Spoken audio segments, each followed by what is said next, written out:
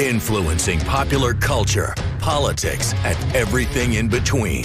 The local station takes you ringside as we discuss the crazy world that is professional wrestling. This is Going Ringside with the local station. Hello there, and thank you for joining us today for another episode of Going Ringside. I'm your host, Scott Johnson, where we talk all about that crazy world that is pro wrestling. Thank you for joining us today. So glad you could be with us. Before we move forward, I want to talk about last week's episode, which was our most viewed episode ever. It was a special live episode, which lasted 6 hours. That was the sentencing hearing for Tammy Sytch, a.k.a. Sunny. We were on for 6 hours for it from the beginning to the end. Tammy Sytch in the end sentenced to 17 years in prison with 8 years probation for DUI manslaughter for a man in Ormond Beach in the spring of 2022. Just some very emotional stuff. Sunny, of course, Tammy Sytch was a big star, a big name for WWF back in the 1990s. And of course, substance abuse and alcohol continued to plague her in her personal life, and eventually life kind of fell apart for Tammy Sytch as the years went by and she fell out of the public spotlight. DUI after DUI after jail sentence after jail sentence. Tammy Sytch's life started to go downhill for a considerable portion of the 2000s up until that fateful day in 2022 where she hit and killed a 75-year-old man down in Volusia County, Florida. Spent about 1.5 years in the criminal justice system, and then in the last week or so, she was sentenced to 17 years in prison. If you would like to see any of that hearing, we have it in its entirety at both our homepage and the Going Ringside YouTube channel. It's 6 hours long, but everything is there. If you want to go back and look at it right now, it was by far, over and away, our most viewed episode. So if you would like to see any more of that, we have it right now at both our YouTube channel and the Going Ringside homepage. I want to talk about what we got going on today. It's all about women's wrestling. We will be joined coming up by Candice Michelle Beckman, one of the most well-known WWE Divas of the 2000s. She is going to join us, very nice lady, and we're going to talk a lot about her.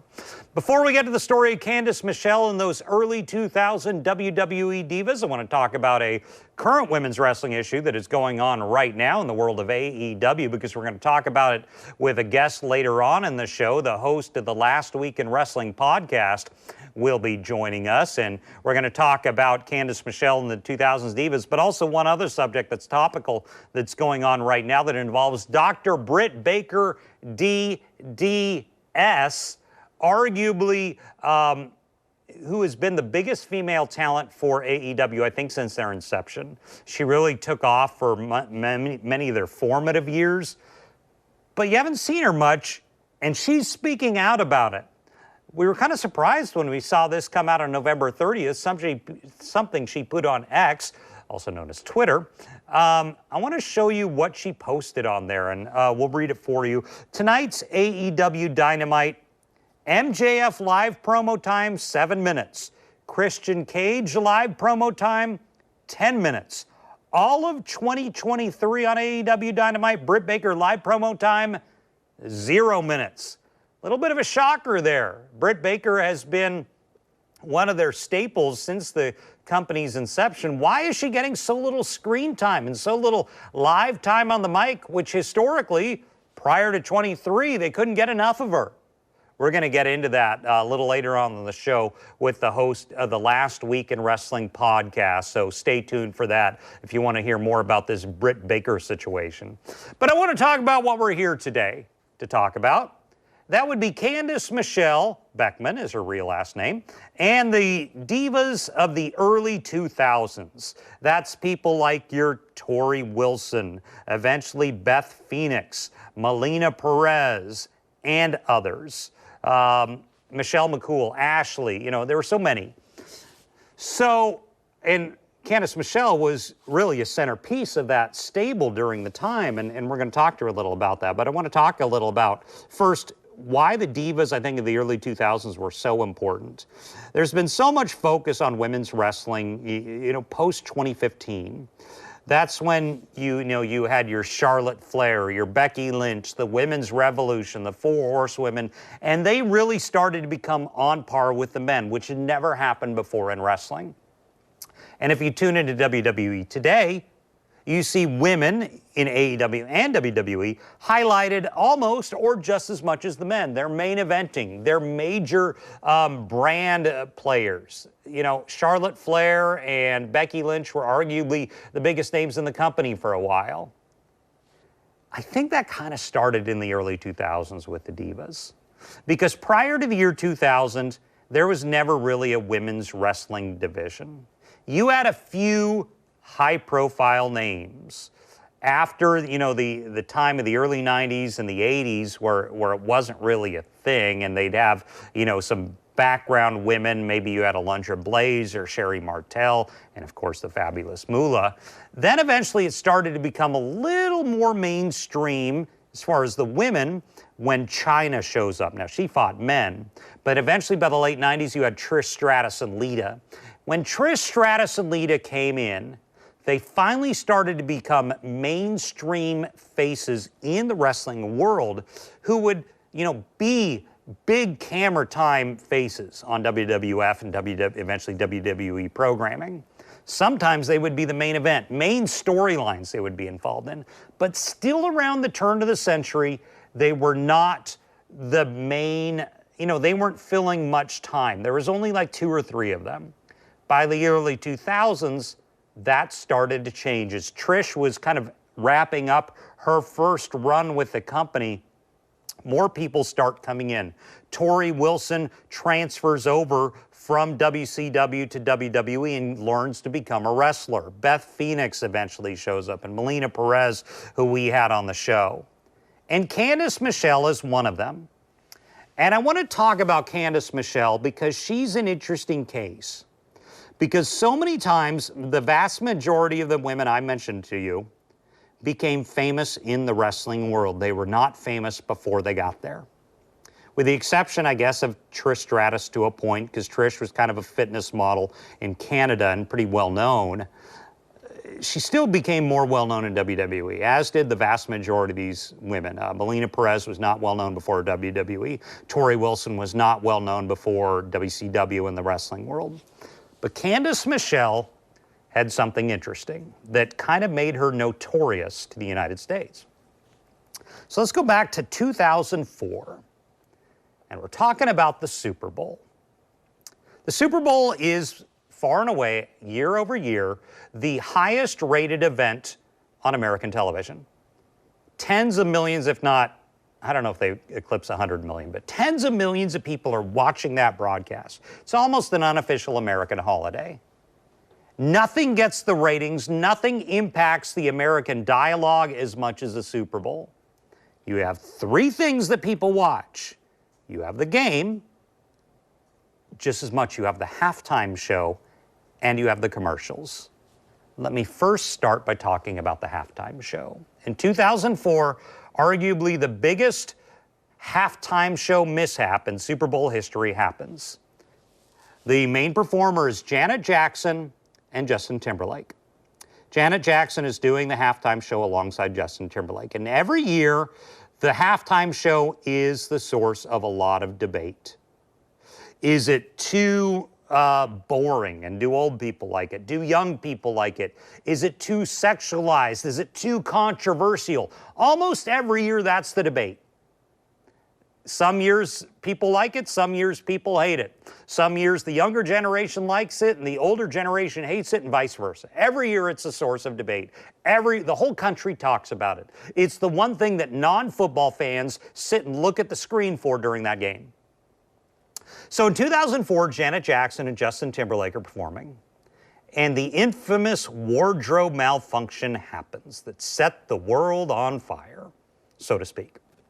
It's really, early internet. It's not really social media at this point, but everyone's talking about it when Justin Timberlake grabs Janet Jackson's chest and reveals, and they say inadvertently, one of her breasts is exposed on television. Very controversial at the time. It was called the wardrobe malfunction, and immediately everyone knew what the phrase wardrobe malfunction meant. It was the talk of the nation.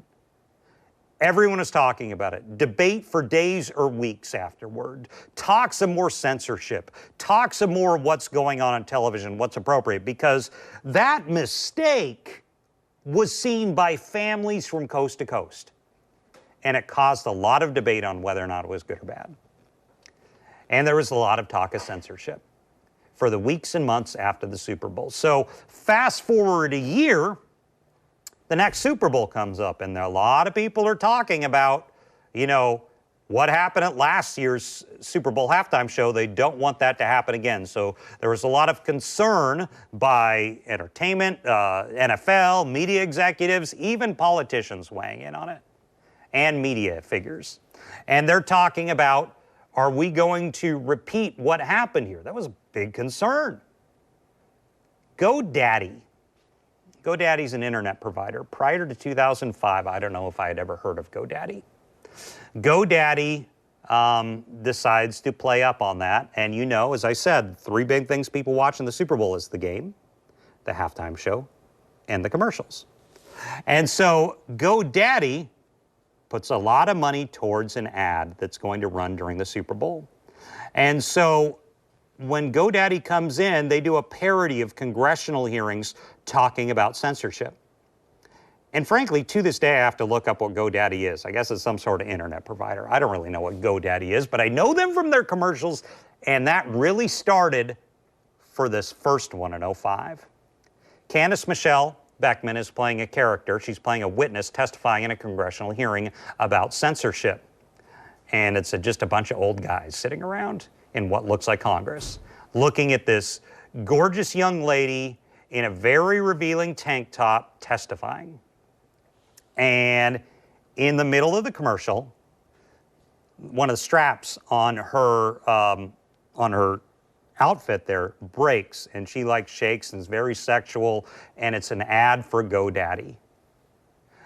That was the commercial everyone remembered in 2005. Very scandalous, very sultry. It got replayed over and over and over after the Super Bowl on places like Entertainment Tonight and all the entertainment shows, E-television, all the cable shows, all the debate, all the news programs that were talking immediately after the Super Bowl about the Super Bowl commercials. They're talking about the GoDaddy commercial. And Candice Michelle Beckman, a relatively unknown at this time, no one knew who she was, immediately is dubbed the GoDaddy girl. Now, this is right around the time Candice Michelle Beckman had been working her way into the WWE with little success. The summer prior, she tried out for Tough Enough and did not make the cut. But she was a gorgeous young lady, athletic, and had been trying to get in the entertainment industry for a while. And they eventually hire her on. WWE does. I think her character that they hired her on was, I think, a makeup person or something. That was her on-camera character, but still pretty unknown. That changed following Super Bowl 2005. She was immediately known across the country as the GoDaddy girl. And keep in mind what WWE's business model was in the early 2000s. They were still coming out of the Attitude Era. The PG era had not started. They were very much targeting young male demographic with more adult-oriented, hypersexualized programming. And that young male demographic is the same demographic who knew who the GoDaddy girl was. So WWE, months after the Super Bowl, brings her in and starts making her more of a mainstream wrestler who was on their programming regularly. And it turns out she was very talented, very athletically gifted. She could wrestle. She could do stuff that a lot of the guys couldn't, frankly. She was good. She was a talented performer, and she brought that kind of gravitas that a lot of new female wrestlers don't bring, because she's athletic, she's gorgeous, but she also has a bit of fame from that GoDaddy. And she stuck with GoDaddy for many years, did a lot of commercials for them, really became dubbed the GoDaddy girl. So she's getting fame in two ways. She's on WWE programming, and she's the GoDaddy girl. So Candice Michelle's wrestles for many years. A lot of major feuds, a lot of time on camera really with Tori Wilson, who she appears close with today. They show up at a lot of things together. And she's with the company until around 2009. Eventually, she had an injury and left the company. Now, she has shown up back on programming here and there over the years. She does a lot of wrestling conventions. I met up with her at the River City Wrestling Con event here in Jacksonville, Florida, and very nice woman. And she was there next to, and I thought it was really interesting, right next to Melina Perez. And I interviewed them at the same time. And Melina Perez, if you want to go back and look at episode 21 right now, one of her better episodes with Melina Perez, you can go back in the archives and watch her episode with Melina Perez right now. It was interesting to see a difference they had on their perspective on the business. I was kind of fascinated by it. So Melina Perez, when I was talking to her, I asked her about, what's it like backstage in the locker room? And she said there was kind of a double standard for women. She said that she was a hugger growing up, and she liked to hug people. But the amount of gossip backstage whenever she would do that was a problem for her. Listen to this clip I have with Melina Perez from Going Ringside, episode 21. I kind of just stayed my distance because it seems like if you make friends with anybody, being a female, if you make friends with any male, like, oh, you must be sleeping with him. And it's like, I can't even be friends with anybody. So that was an issue? Well, it was an issue in the sense of if you're successful, then people want to create drama. So you have to try to not give them ammunition. But once I started because I'm a hugger, so I hug my family, that's the way I was raised. And once I started hugging people, it's like, oh, she's probably sleeping with him. So then I try to stop hugging people. Then when I'm talking to people, it's like, oh, she's probably sleeping with him. Okay, now I can't talk to people. So it's craziness. So I thought that was a really interesting perspective for Melina Perez. And I just assumed after I talked to her that maybe a lot of female on-air talent who were wrestlers felt the same way, like there was a double standard for women, and if you showed affection backstage, were friendly, a hugger, that type of thing, that everyone would assume you're sleeping around. So I asked that same question, which we'll hear in a second with Candice. She has a totally different take. She didn't view it that way. I was like, it's really interesting that same experience, backstage diva, pretty face, but has a totally different perspective. But she's very nice. So we met up with her, and I cannot say enough, if you ever go to wrestling conventions, you see a few different types. You see people who are there to get their money, and they'll take a picture if you give them the money, and that's it. Candice Michelle wasn't like that. Very gregarious, very nice to all the people who lined up, made them all feel like $1 million, took pictures, gave them a hug, signed autographs, that type of thing. She really enjoys it. So that's why she keeps doing these things. She's good at it. She's just a very gregarious person. But what's her life like right now? Well, she's not the young 25-year-old or whatever wrestling on TV anymore. Now she's the mom of 3 with a dog and a husband. She's a busy lady right now in a different way. She's a mom now. That's her primary job. But I talked to her, and here's our interview with Candice Michelle Beckman. You knew her at the time as the GoDaddy girl and one of WWE's original divas. Well, we're excited now to be joined by Candice Michelle, diva legend. Candice, what are you up to now? Well, nowadays I'm wrestling 3 kids, 2 dogs, and a husband. That's probably worse than it ever was in WWE. So how did wrestling start for you? It actually started when I was a kid. I mean, I remember Monday Night Raw every week, climbing up on the couch with my stepdad Ken, watching Hulk Hogan. I had a Hulk Hogan doll instead of a Barbie doll. You were a girl who had Hulk Hogan instead of Barbie. Yeah, have you ever tried to put clothes on a Barbie doll? It's Probably, the most frustrating thing. You have. He has. I had a sister. It is so frustrating. And I just love this time. And he took me to my very first event at the stadium. We had entrance row seats, which I had no idea what that was, right? Okay. And all of a sudden the bushwhackers come stomping down, and they stop next to me. And I remember looking up to them. I put my hand up, kind of nervous. I'm like 7, 8, and they high-fived me. So I'm assuming that every guy you see is like, oh my God, it's Candice Michelle. But then when you can say, I like the bushwhackers, that takes you to a next level. That goes from 10 to 11. Next level. Yeah. Although I remember meeting the bushwhackers for my first time at an event like this, and I was so excited to share this story. But they were not so excited because they were thinking more like I was hitting on them. And here I am telling him back when I was 7. He's like, what about nowadays, you know? So you get involved, was it 99, 2000? When Yes. was that? I How did think that start?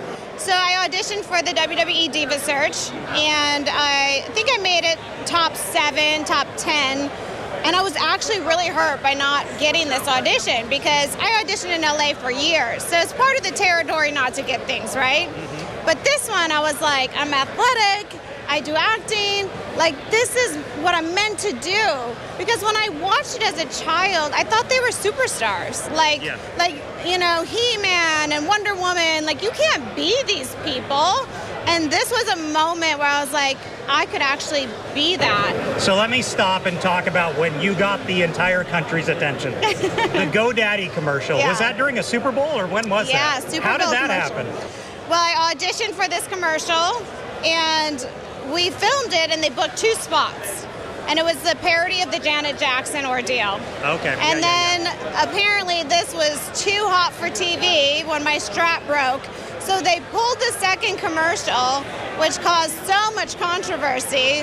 I woke up the next morning with like 600 missed calls. Oh my God. I was worried. I was like, something happened to somebody. And I was like, wait, this was like a big break for real. And so it was just a really incredible time. So that happens. Is that during your WWE process? Yeah. This is actually in the same month that I signed with WWE that I booked GoDaddy. So it was one of those things, you know, people are always like, oh, you're so lucky. I'm like, no, actually, I worked 10 years before that for that luck to happen. Yeah. Yeah, but it was a good month for sure. So you get in there, it's right after the merger with WCW. Tori Wilson's there, Stacy Keibler, many others. Melina was eventually there. What was it like to work with some of those stars? It was really awesome and a lot of growing. You know, I came in as, you know, one of the Hollywood girls. So there was a lot of people who didn't like us because they grew up learning how to wrestle, and I'm just getting a spot on TV in their eyes. So a lot of learning in that way, and then just so incredible to be around people like Victoria and Tori, like women that support women and want you to just do better because that's who they are. It's a really incredible time. So Melina just told me something I was kind of surprised by. She said she was well, nothing too salacious, but she said she was a hugger, and there would be so much backstage gossip for the Divas that they would always gossip, oh, maybe you're having a relationship with that person. Was that a reality? Was that a problem for you backstage? It's not a problem for me, but it's a male locker room. Yeah. So, but I resonate a little bit more with the masculine energy in me. So like, if you're talking, you know, I'm not offended by it. You know, if you get a sister or mom in there, they might be like, what are these guys saying? You know, but the girls sometimes are just as bad as the boys. We just feed off of each other. So was your uncle that got you into it? Is that No, my stepdad. Your stepdad. Yeah. Your stepdad, what did he think when this starts happening? Well, what I didn't know is that this was actually his dream. So when I finally booked this and he sees me on stage, that's when he let me know, like, you're living my dream. So that, and he has MS and is in a wheelchair now, so it was pretty powerful to be able to bring that home for him. Can you believe that's what you did for a living? I still can't believe I get to come here and do what I do. I'm so grateful. I feel so blessed. Every time I come, every fan that comes up, I mean, it's just a blessing to do what I do. You look like you could get back in the ring today. Will that ever happen? I never say never. My mind thinks so. I don't know what my body will think. Oh, and what do your kids think about it? They love it, but mom's not so cool to them. Yeah, you know? I know the feeling. Yeah. I'm like, I was kind of cool, and they're like, yeah, you're my mom. So, you're not that cool. Yeah. Yeah, I understand. Well, Candice Michelle, thank you so much for joining us. It was a pleasure. Thank you. Thanks, Candice. So that's our interview with Candice Michelle. Very nice lady, and I cannot overemphasize, when we're witnessing her interact with fans, just gives them all, makes every fan feel like $1 million. Poses with them, takes pictures, does all that. So if you're ever at a convention, you see Candice there, or a WWE event, if she ever, you know, returns for any reason, go up and say hi. Very nice lady, so we're happy to be with her. Now, as I said, she was there when the WWE Divas were really starting to form a female wrestling division. Today, you know it, they have their own Royal Rumble, they main event a lot of pay-per-views, all that stuff. But the first time wrestling had really made women a priority is when she was there. And she, you know, tag teaming or feuding with Tori and Trish there for a while, and Melina and Beth Phoenix and all the others. And Alicia Fox. We had Alicia on the show, and you know, you can go back and look at our Alicia Fox podcast episode in the archives right now. That's another one.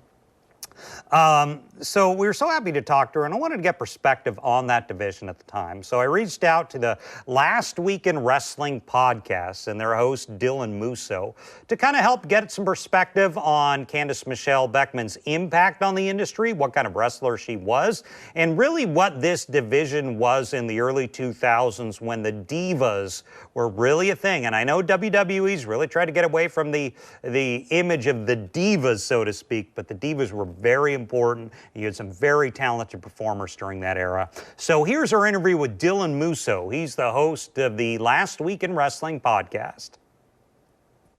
Well, we're excited today to be joined by Dylan Musso with the Last Week in Wrestling podcast. Dylan, thanks for joining us today. Tell me all about the show.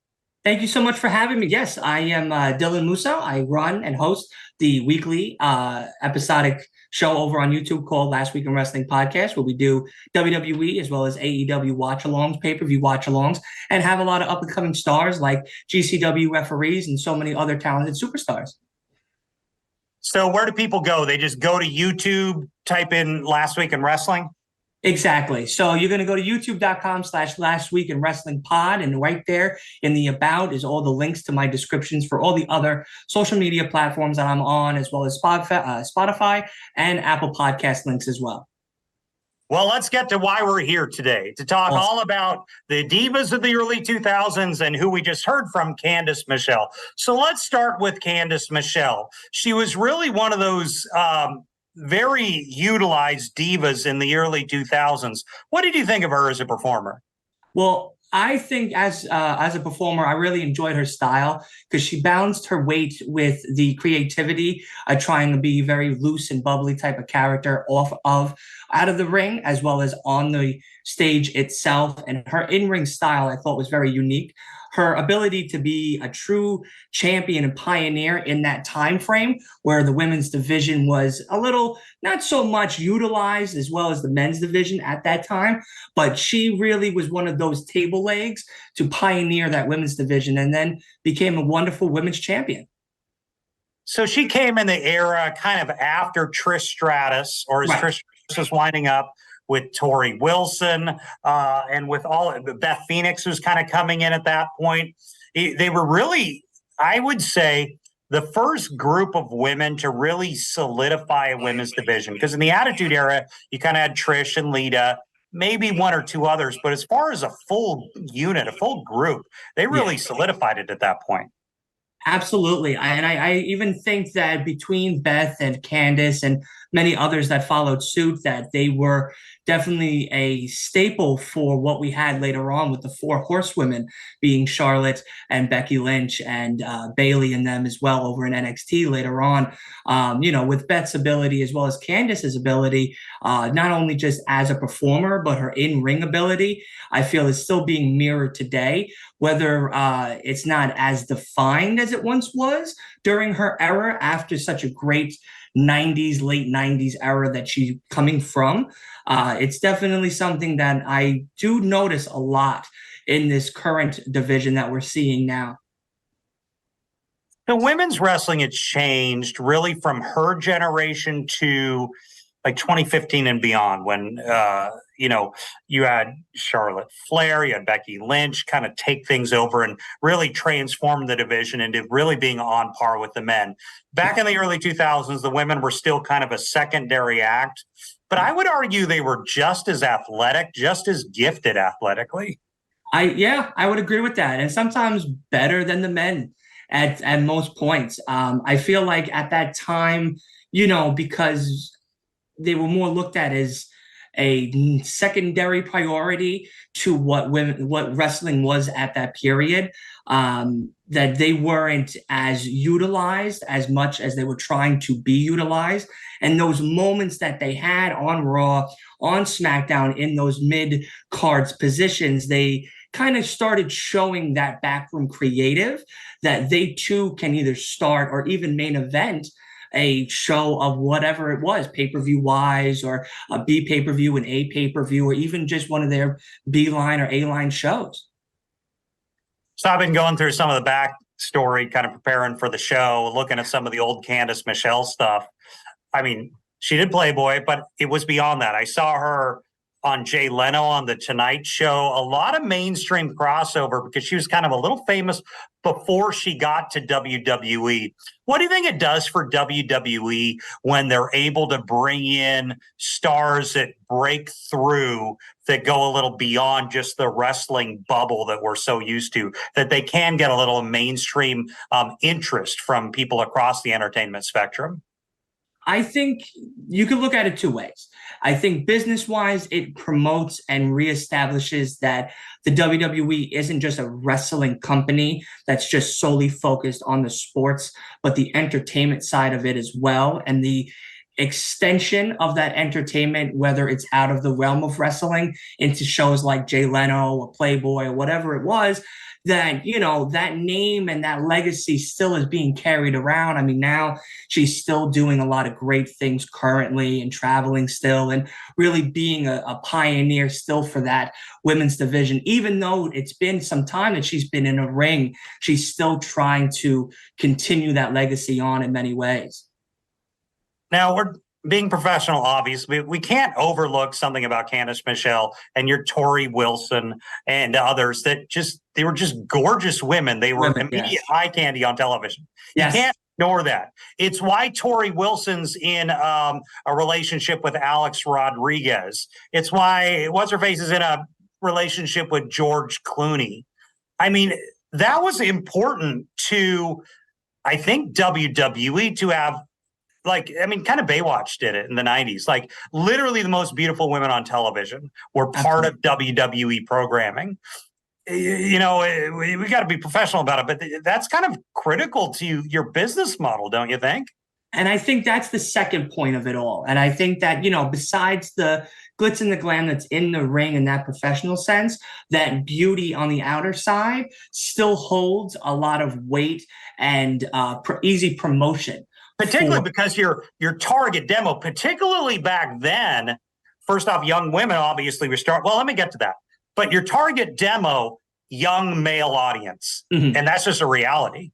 Yeah. No, I mean, listen, they were gorgeous women. I know when I was younger, they were one of the crushes that I had. Of course, Tori and Candice were definitely one of those women I wanted posters of on my wall and waking up to in the morning and stuff. So I think for the WWE, to your question, like, it definitely is a good thing, you know, having that beauty on the outside as well to continue the great product that, you know, WWE is.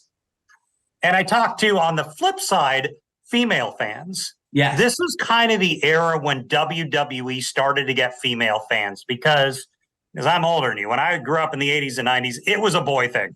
Yes. I mean, some girls watched it, but girls aren't really getting up to watch the Bushwhackers and Hacksaw Jim Duggan. No. But when you start putting, female performers like Tori Wilson, like Candice Michelle, like Beth Phoenix, that really started, I think, drawing in the female fan that WWE really hadn't had before. Correct. It keyed on a very niche demographic that they were hoping to eventually get, besides the male demographic that it's been since the 80s. And I feel like with the women that you just mentioned, being one of those key ways to really focus in on that demographic, and even women before that, Lita, Trish, Jacqueline, you know, there's been so many great women that's been in professional wrestling that's now really honed to that now almost 50-50, you could say, demographic of male and female audience. So we interviewed Candice at a wrestling convention. One of the things that I think fascinating, and tell me your perspective, you probably deal with a lot of wrestling fans. So Candice tells me this funny story that she was so excited to meet the Bushwhackers, the old school tag team, because she'd seen them when she was a little girl. And immediately she tells the story that they thought she was hitting on them. So there's confusion, which is comical in and of itself. Yes, but my thought of when I saw her at this thing with every wrestling fan who comes up, just immediately able to gravitate toward them, make them feel special at these conventions. You've probably been to these conventions. Would you say the wrestlers who do the best are the ones who are able to connect with the fans? I do. I think that is one of the best ways for new fans who are trying to get into this community that we're all a part of. Seeing somebody that wasn't initially in the wrestling business, that was somewhere else prior, now in this amazing community that we're all in. It is a little bit more easygoing when trying to talk to someone of her type of status. And bushwhackers are a little intimidating. I'm not going to lie, they are a little intimidating, but I would definitely say she would definitely, is one of those easy to go talk to than someone like, Ric Flair, let's say, bushwhackers or whatnot. I was on it. So I stopped watching wrestling for a while, just parenting and life and everything. Understand. And so I kind of stop, and then everyone starts telling me, yeah, the women have taken over. The women are the thing now. Like, they've got their own Royal Rumble, their main eventing pay-per-views. You were probably watching during a lot of this. So you saw it back when Candice and Tori and the others were kind of a secondary act to when it turned to Charlotte Flair and others. Were you surprised to see the transition through the 2010s on how much progress women made? I'm more shocked that it took that long. I feel like with the way the women were developed and trained in the creative process and in PC, that the fact that it took so long with greats prior to Candice, even like Chyna and Jacqueline, that they didn't even consider giving them the opportunity to main event was a little bit baffling, because at times they were a lot better than the men, especially certain men in the division throughout certain periods. So when it finally shifted into having the women's Royal Rumble, it was a lot of excitement, because now you're seeing 20 women, 30 women that are now getting a brand new, different spotlight of 30,000, 40,000 people looking at them, that you might only see them once a week, twice a week, if that. So I grew up in the Attitude. Well, I mean, I was already grown up, but my favorite era was always the Attitude era. Your Chyna, your Trish, that nature. I was talking with some of my younger producers who are wrestling fans of today's product. They say, Becky's the GOAT. Becky's the greatest of all time. And I'm arguing, no, it's Trish or maybe Chyna. Do you think that's a debate that will ever be settled on the women's division? Like, who's the great? Like with the guys, we say, is it Flair, Rock, Austin, Hogan, that type of thing? Do you think that'll ever be settled in the women's division? I feel like there's probably a Mount Rushmore for sure for the women, like there is for the men. Whether you change your Mount Rushmore periodically is up to you and a personal favorite. I would say if I had to make mine, I definitely would be putting Candice up there. Jacqueline's definitely up there. I think she's probably one of the first or second, with Chyna going either in front or behind her. Beth Phoenix even as well. Stable is going to be up there as well. But I don't think that fun debate will ever end, and I kind of hope it never gets solidified as these are the set no matter what, because the product's always ever changing. And even now in the late 2020s, I should say, now we have Rhea and Bianca and Becky and Charlotte and Shotzi and all these great new talent coming from NXT. So I hope that conversation never gets solidified, but I hope it continues to happen in the community. I need to change, still talking women's wrestling, but I need to transition to an AEW issue that came up in the last week or so. Man, here he is. Here we go. That kind of just caught me off guard, and I hope I'm not dated by the time this goes to air, but I'm still kind of caught off guard, and I just wanted to pick your brain about it. Britt Baker, AEW's historically, I would say, arguably top female star, goes out on X. It would be a little more than a week ago at this point. Mm-hmm. And talks about MJF getting a lot of airtime, then talks about Christian Cage getting a lot of airtime. How much time has Britt Baker gotten? Live mic, 0 minutes in 2023, and 2023 is almost over. Yeah. First reaction, what do you think of that? Well, I'm going to say that I think it's more a play on this whole devil gimmick that's happening. I've been reading, and of course, as a content creator and everything, I hear a lot of the crazy rumors that maybe it's Britt Baker, the one that's behind the mask, trying to now have that Adam Cole advantage play to MJF's bad hand. So if that's what it is, well played. If it's not, and this is something of a just a disappointment that she should be somewhere in this 2023 era and she hasn't gotten any time, Tony Khan needs to definitely recheck what 2024 is looking like with her. The only thing that I don't know about, and I honestly haven't followed Britt much in the last few months. I've been kind of missing stuff. I've seen images of her doing dentistry work. Correct. I didn't know if she has some sort of professional obligation on the dental end and maybe she's coming back. This is a way to gin up an angle. That was my only theory, that she had to take some professional time away and is maybe trying to gin up, some sort of, she comes back, cuts a promo on Tony Khan or something like that. That was my only other working theory, because I was kind of shocked because she was so beloved in the company for all these years. She was like a pillar. Yeah.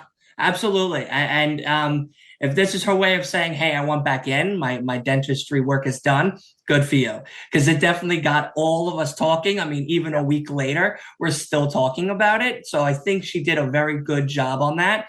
If this is to set her up for a very interesting 2024, I'm even more excited for what that could be. Because Britt being one of those 4 pillars of AEW's women's division is only exciting than anything else. Well, Dylan Musso with the Last Week in Wrestling podcast, one more time on where people can find the show. Yes, so I am Dylan. I am the host of Last Week in Wrestling podcast. You can find us over on YouTube, on Spotify, on Apple Podcasts. If you go to any of those social sites itself, there's a little about where you can find all the links to all of our streaming platforms and all of our social platforms as well. We can't wait to see you on the next one. Dylan Musso, thanks for joining us. We'll see you next time. Absolutely. Thank you so much, Scott. And I want to thank Dylan for coming on the show to give us the perspective there. So that was our deep dive into Candice Michelle's career, as well as the women's division of the early 2000s. Just really set up what the women became and what they are right now. Candice, very nice woman. I cannot encourage you enough. If you ever go to a convention and she's there, she's one of the ones you want to go talk to. Very nice lady, very accommodating to fans, and just got a warm reception you'll get. So I appreciate you joining us. Once again, I do want to encourage you to give us a follow at Going Ringside on both TikTok and Instagram, where we're putting exclusive content out every day, much of which you won't see here on the podcast. So thanks for joining us again for another episode of Going Ringside. We'll see you here next time. This has been Going Ringside with The Local Station, brought to you every Wednesday on your favorite podcast player, on News 4 Jax Plus, as well as the News 4 Jax YouTube channel.